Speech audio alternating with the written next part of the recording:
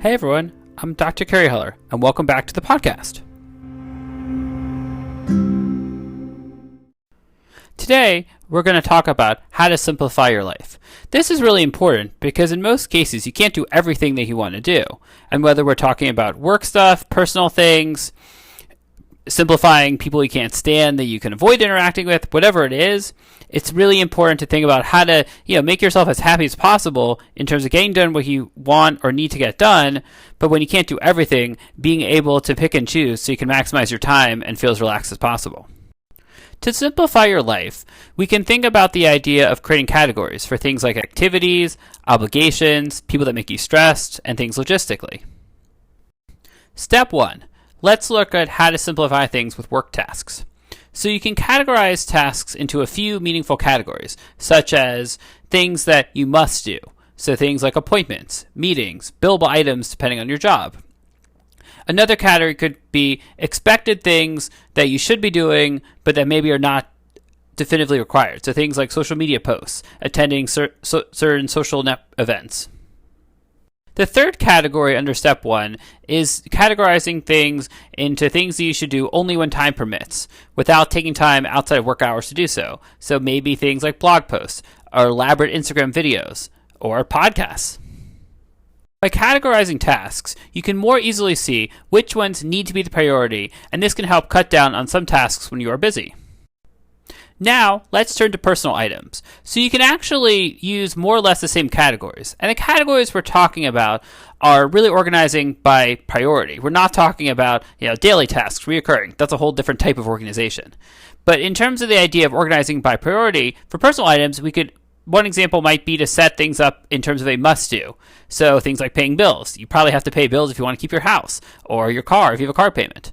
Another category could be things you should do when possible. So perhaps you need to buy a new table because one's starting to break, and it's something that you should do, or you have to at some point, but it's not imminent that you have to do it immediately.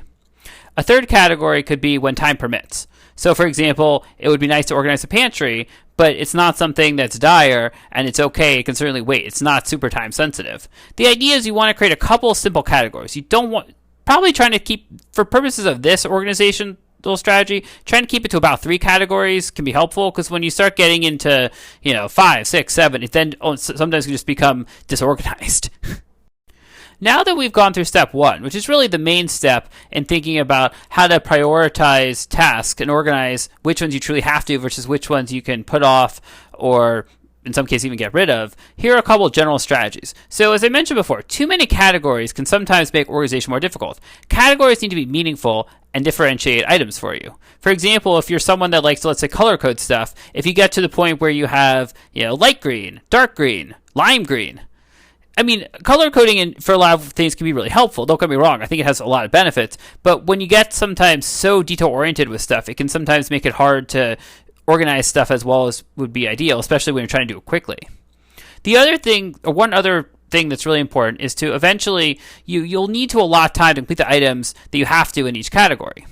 So the idea is that what we're doing here really is helping you to get started in thinking about how to prioritize things, but you still have to take it a step further ultimately in getting things done that are in these lists that make sense that you have to or really should get done at some point. The last main strategy or tip to think about in this is the idea of being intentional with your time. There's only so much time in the day, and so you really have to think through, if you have an hour free, what's going to be the best option. So in most cases, getting the stuff done that you must do, because it has to get done and may often be time limited, those would be the types of things to really fit in during a short periods of time. If suddenly you have an extra 2 or 3 hours that suddenly become free because you had a meeting that got canceled, that's probably a time to either get caught up in stuff if you can, or that's actually could be a really good time then to start working on some of the stuff in the, the idea of the would be expected to do category, but that's not required, or even in the, as time permits, when you find yourself with extra time. Prioritizing tasks can be challenging because sometimes it's not just about looking linearly at if you have 10 items in your task list, what should you do, but sometimes when it involves planning. So for example, having to set appointments and deciding what times you should even allow people to schedule appointments for versus what time should you, let's say, give to other types of non-billable meetings or things like that, or devote time for guests, or I don't know, or even working out, adding in extra time, There's some people where if they have a lot of client meetings may say, I'm not going to schedule time to work out because I need to make everything free so someone can schedule for an appointment, and I'll just work out when I have free time. Sometimes they may work out very well. Other times you may get booked up and you then don't get to work at it.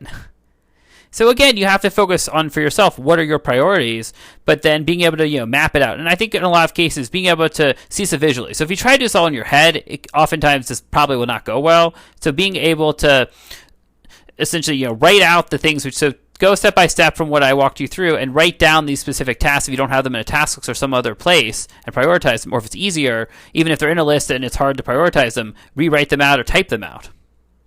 Because I think being able to see them visually has a lot of benefits. And then you also have a list you can go back to as you're working more on planning. So again, conclusion, I realized that starting to prioritize tasks by the categories of, must do, should do, or expected, and when time permits, again, is not going to magically get the task done. But it's a good starting point in paring down your to-do list at least a little bit and recognizing what things are not super time sensitive, what things can you avoid doing if you're really short on time, because in turn, it then helps you to get the stuff that you really have to get done completed and hopefully feel more relaxed and accomplished and not constantly worrying about, did I get this done? Or I'm looking at my to-do list and I just, no matter what, I can't seem to fit this all in. And sometimes it's not possible to actually get done everything you want to get done. I mean, that's something I experience a lot on my to-do list, and, it can be frustrating sometimes, but it's, I think I, like everyone else, have to just take a step back and recognize, I'm getting done what I need to get done. There's certain stuff I'd love to get done, projects, more podcast episodes, lots of things, but sometimes it comes down to it, it's not the most important thing, and as long as I put the priorities and put my time into things that are most important, I'll get to some of this other stuff and, make the most of the time I do have.